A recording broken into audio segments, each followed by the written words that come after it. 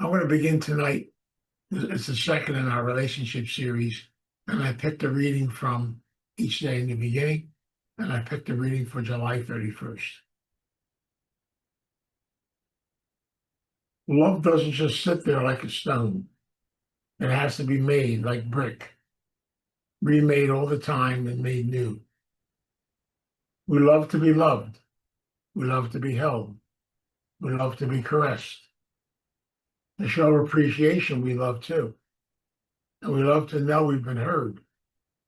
The friends, the spouses, the children in our lives want the same from us. Like a garden that needs weeding,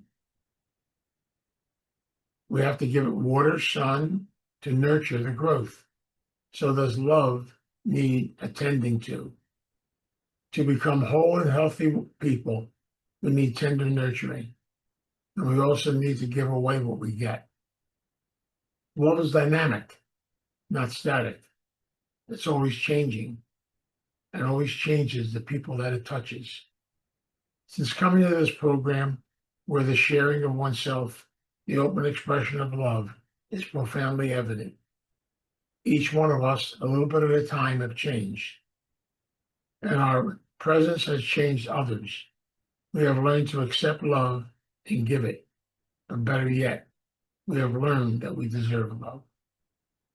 I will look around me today at all others, and I remember my growth and theirs depends on loving and being loved.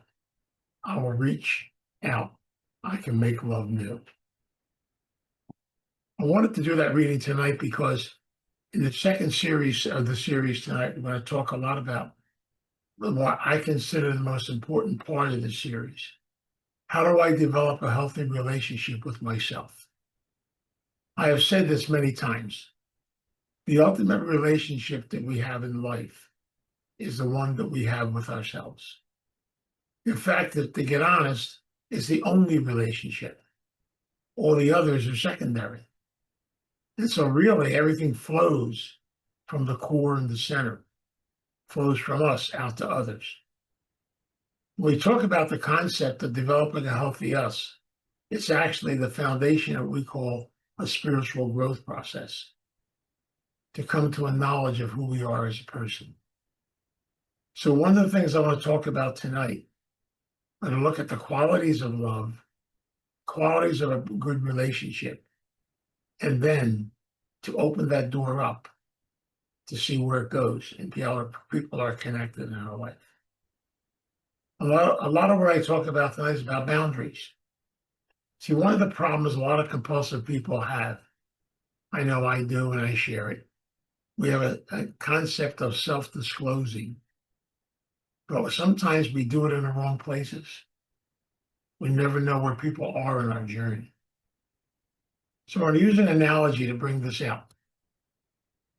I'd like you to visualize taking a stone, dropping it into a pool of water. When the stone hits the water, it forms ringlets. The first one is strong and small. The next one is a little bit bigger. And as it goes out, it gets weaker, but bigger, until eventually it fades away. When we look at life, let's start by looking at the stone. The stone is solid.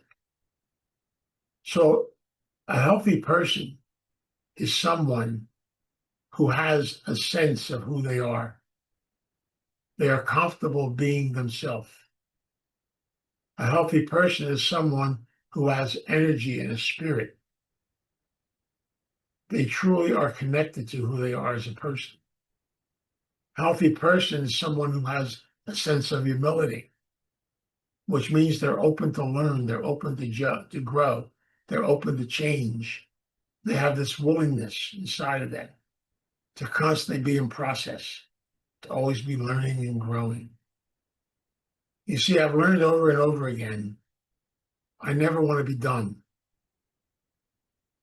Because really, in reality, the journey of life is about self-discovery. It's about opening up. It's about learning. And that's a lifetime process. But also, if you're healthy, you also have this energy inside of you. It's the energy of wanting to live. to celebrate life. And to do so, you're connected to other individuals and other people. You know, Thomas Merton said it so beautifully when he said, "No one is an island. No one can stand alone. If you simply are off just on your own, the love inside of you is going to die. Because the gift of who you are needs to be shared, needs to be opened up, needs to be put out to others. But if I just keep everything here and hide, I'm really not sharing, and I'm really not loving."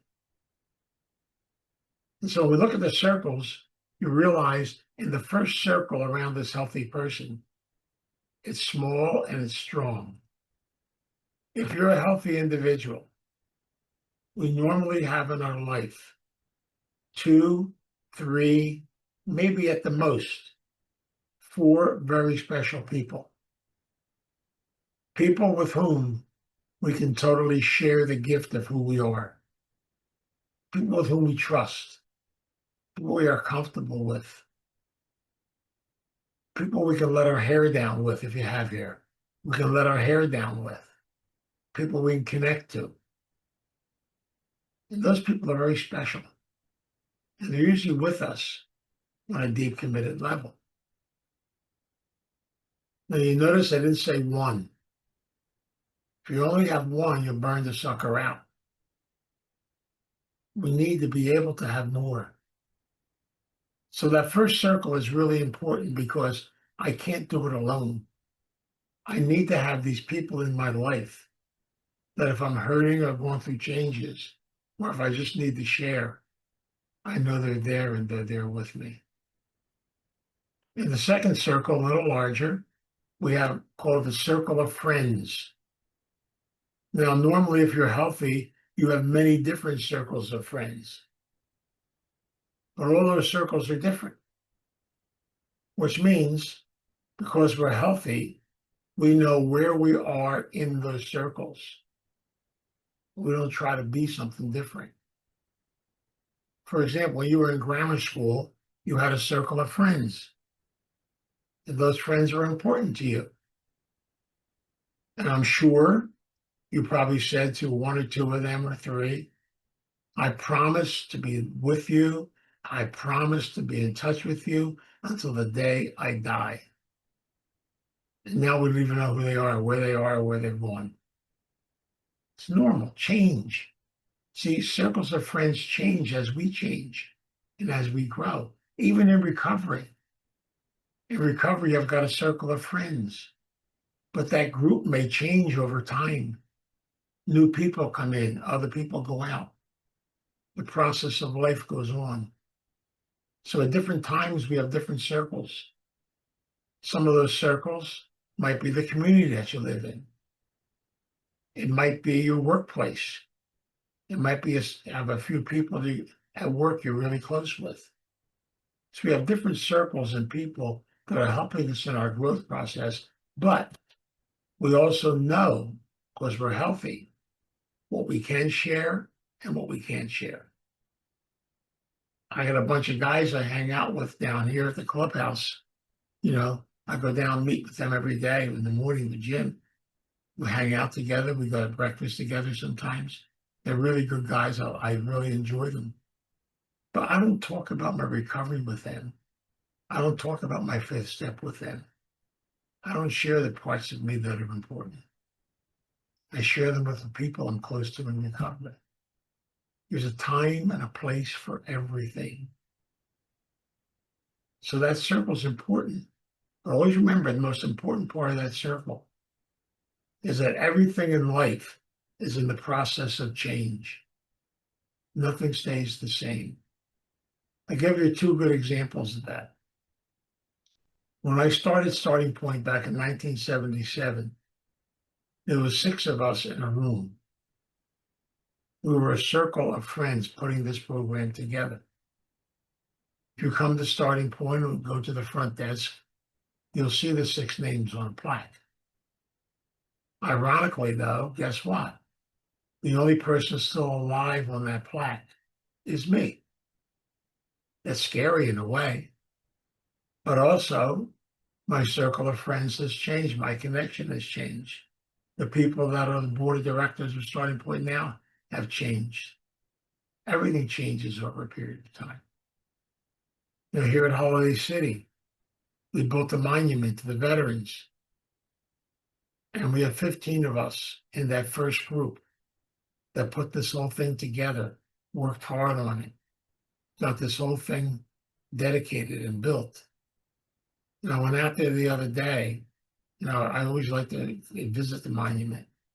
But on the side of the monument, there's a plaque with all 15 names on it. And once again, the only person still alive on that plaque is me. I don't know if there's an omen here or something, but the bottom line is everything changes. It's good for me to sit there and look at the names and have memories and be connected to things that we did. But everything in life is in process of changing. So your circles of friends change. The next circle, a little wider, are people referred to as time people, Time, time people. People that come into your life for a period of time and then they leave. They may carry a message. And sometimes they come from some of the strangest places. You can be watching a show on TV and somebody comes up with something and says something, and all of a sudden you can connect to it. It says something to you. You never know where it's going to come from.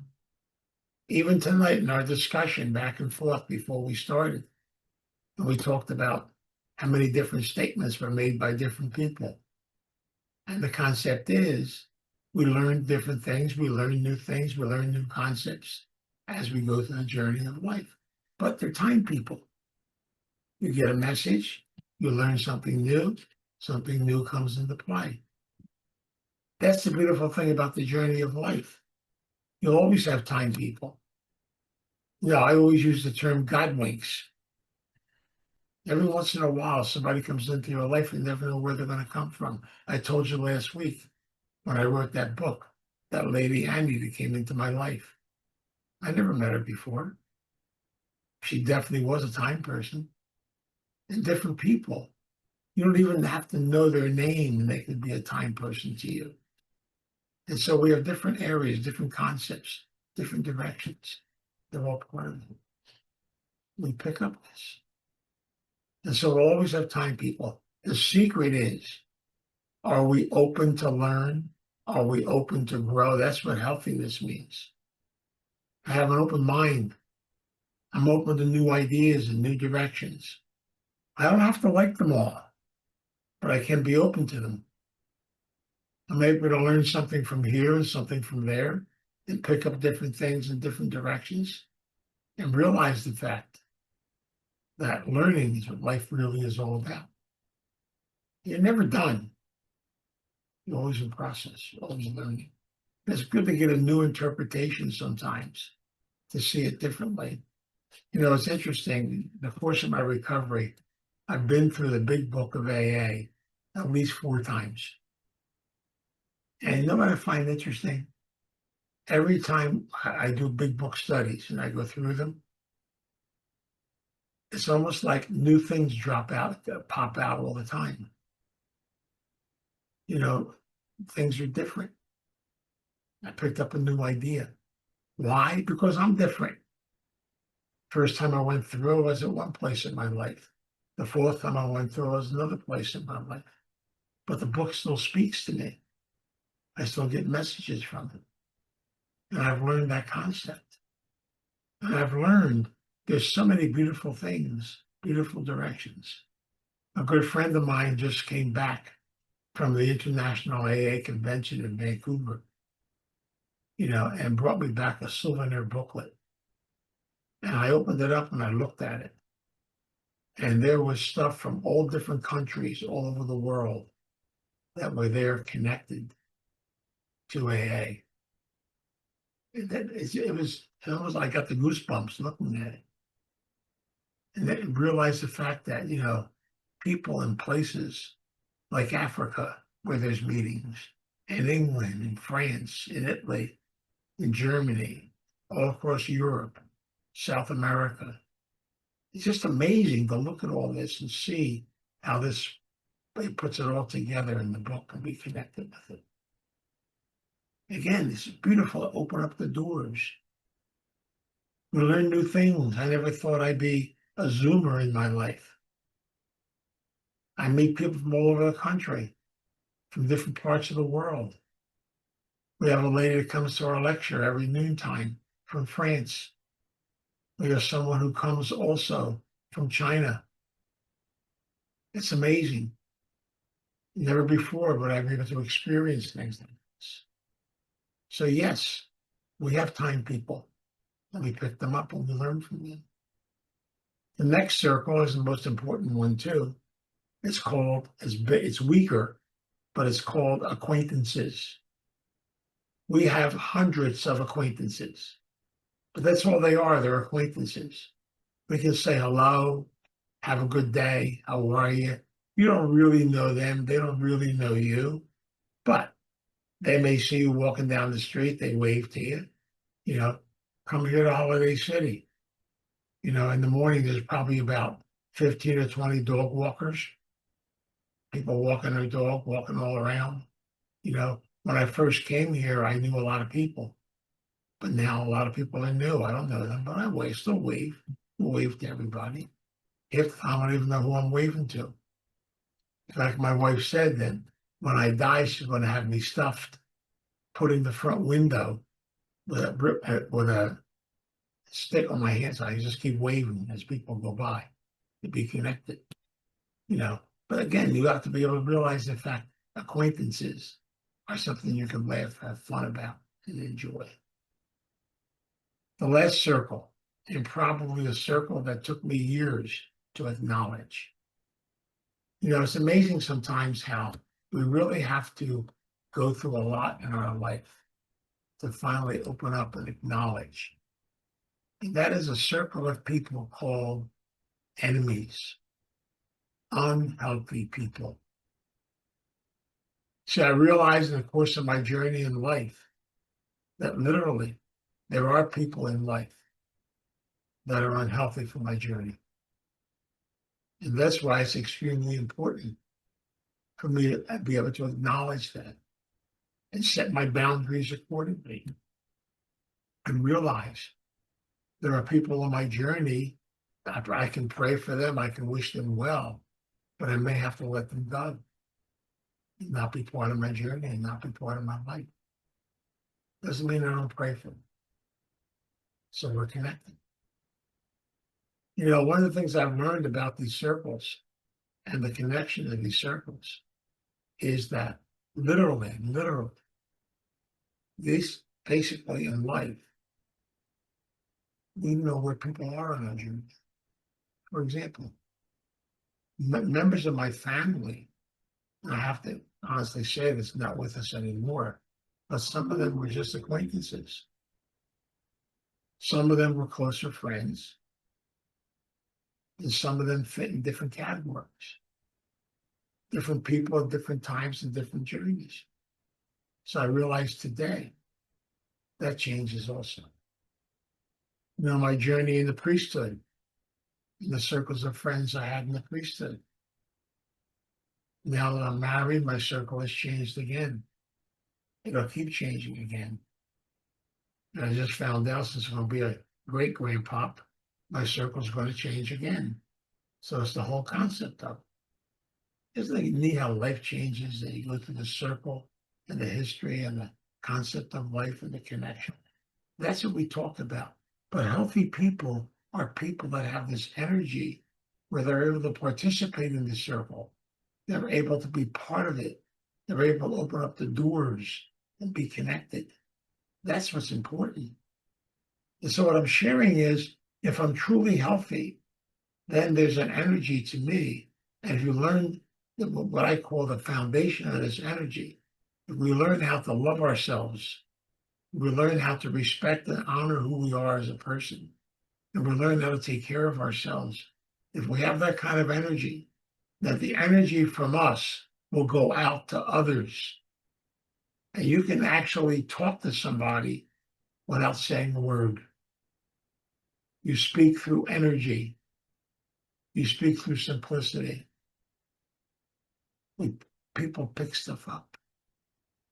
You know, we've heard this a lot of times that children and pets are probably the greatest people in the world that can pick up energy. Children don't hear a word that you say, but they can feel the energy coming from you. They know if you're for real or you're not for real. Pets are the exact same way. It's amazing. We look at this concept and we can pick up these energies because I think we speak to one another through this concept called spirit. And we listen, we learn, we grow. And sometimes we get a little crazy in our heads and we got to come back. That's all part of it too. It's all part of the journey. So how did I go from being unhealthy to healthy? Well, it comes down to something that took me a long time to really understand. You know, I go back to things that were taught to me in my early years, which I wasn't ready to listen to yet, because I was back in the days when I had the answers to everything. And literally everything was based on the external. But I'm realizing today it's the internal, it's the spirit. And today I have a lot of gratitude for those people who helped me on the journey, who took me through the journey. Simple, beautiful people. I remember sitting in the South Philly clubhouse and Angelo sitting there. And Angelo never said too much, but every time he said something, there were words of wisdom, words of experience, words of things he went through. I used to love listening to him. Some of the guys that were there for years had gone through so many different experiences, and they weren't afraid to share them and be open with them and help us to learn about ourselves. And so now we have to be able to take our story and the things that go on inside of us and be able to embrace them, learn from them, and not be afraid. Because each one of us is unique, each one of us is special. Each one of us is a book in process of being written. Each one of us is important. We have to ask ourselves, do I truly, truly love who I am? Am I comfortable being me? Do I celebrate my personhood? Am I open to experience new things in new directions? Do I have a spirit or an energy of growth in me? Am I in a constant process of moving into new directions and doing new things? That's what life is about. It's about excitement. It's about discovery. And that doesn't mean you have to do something crazy. Remember in the Serenity Prayer, second part of the prayer, the courage to change the things I can. The most courageous people on the face of this earth are the people who have the guts and the courage to look within themselves, to invest in who they are, and to be on a journey. It takes courage to work on yourself. In my eating disorder program, we have a statement. It's very beautiful. It says, there is no magic in recovery. It's hard work. I'll never forget that. We have to earn everything. We have to work through things. At the same time, we also have to have a sense of humor. Sometimes we have to laugh at life. Even when life is going the direction we don't think it should go in. You know why? Because at that moment it's going in the direction it's supposed to go in. What can I say? I don't want it to go there, but it does. So now I've got to learn from that. I got to go. You know, I was joking with my grandkids, you know, and I said things like, you know, I wish they would have done this. I wish they would have done that. But then they decided where they wanted to go and how they want to do it. And that's okay too. Now, you know, it's so important. It's part of the journey. You know, it's funny sometimes in life. Life has a lot of twists, a lot of curves, a lot of things that we experience, but every one of them is important, and every one of them is a teachable moment. Even sometimes disappointment, aches and pains and struggles we have to go through. It might be disappointing. I want my body to always be in the best shape possible. Well, come on. Your body's going to get old. You're going to go through changes. Congratulations. And there's some things you won't be able to do that you used to be able to do. I mean, Billy was a great pitcher back in the day. I don't know if you're pitching too much now, Bill. There's the arm. I know. I know that when I coached the team in Camden, he was our pitcher and did a beautiful job. He really did. But things change over time. Even in baseball, the best hitter only gets a hit 3 out of 10 times. That means they're making out 7 out of 10 times. It's all part of it. It's part of the journey. See, life is supposed to be that way. It's not going to always go in a certain direction.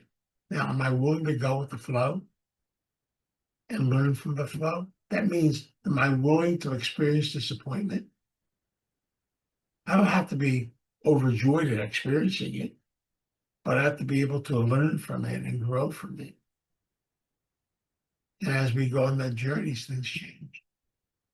My body has changed over the years. There's a lot I can't do anymore. I used to be out 5 nights a week giving talks in rehabs, giving talks in hospitals, running around like a nut with my head chopped off. I wouldn't last one night now. It's totally amazing. Because now I got to wear special glasses when I drive in the dark at night. It's amazing how things change, isn't it? But the journey is part of it. It is the journey that's important. And so we talk about learning how to love ourselves, honoring ourselves, and honoring the people we are with and the people that we learn from and grow from. And that's what that concept of love is all about. Because we have the energy God gave us, the energy of love. That energy's got to be shared. If it's not shared, then it doesn't work. And so whatever your spirit is, you need to share it. You know, there's a good friend of mine who's really quite a comedian. I get a kick out of her, I really do. She, no matter where you go, she makes you laugh. She always has a joke.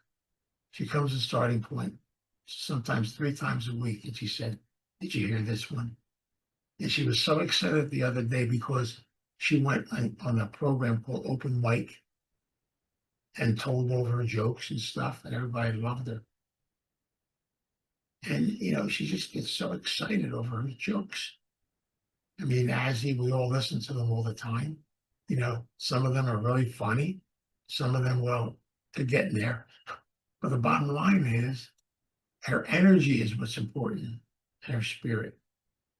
Every time I'm sitting at my desk, all of a sudden I turn left and she stands and says, "I got one for you, Vince." Okay, come on, let's hear it. You know, he said, "This one's a little naughty. Do you mind?" I said, "No, I don't mind." So it's just neat to watch that, to watch her energy. You know, I mean, is she the richest person in the world? No. Does she struggle? Yes. But she has this spirit. She wants to make people laugh. She says, "This is my purpose in life. If I can just make somebody laugh for a couple of minutes." See, again, that's called service. That's called sharing. That's called giving of yourself. Whatever your gift is, to share it is the most important thing. When we have the maestro, she takes care of things here. It's all part of sharing. It's all part of it. And we even have Jerome. Jerome, by the way, used to sell books out of the back of my car for me a long time ago. We used to have a lot of fun, you know, So we used to sell books the Italian way out of the trunk of the car. But it was great. He used to travel with me to different hospitals and places. Just imagine when you look at all these memories, these things you've gone through, the things we've experienced. I wouldn't trade any of them for all the money in the world, but it's all part of it. One of my funniest stories I have to tell.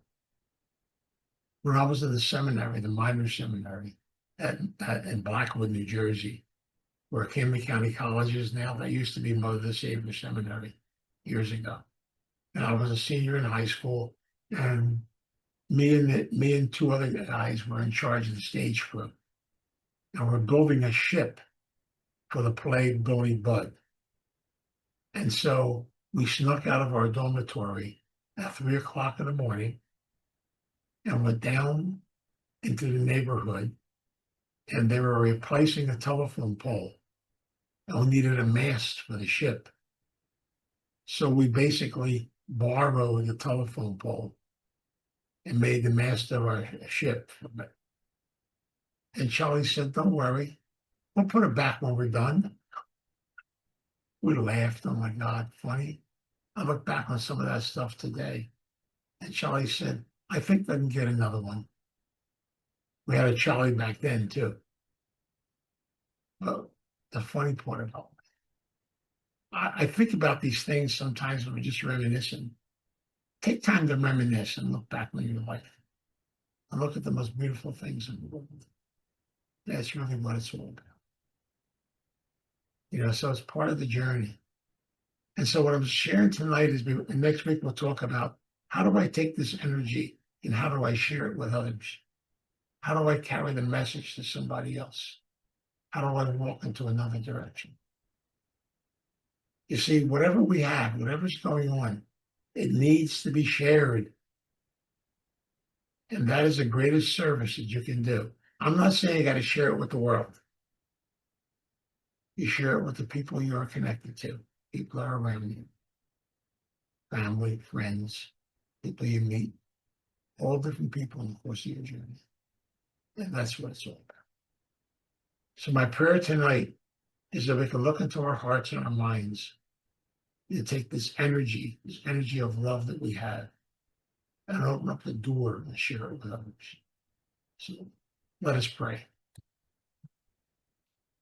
God, we come before you in prayer. We ask the God of our understanding, our divine presence, to be our guide and be our strength.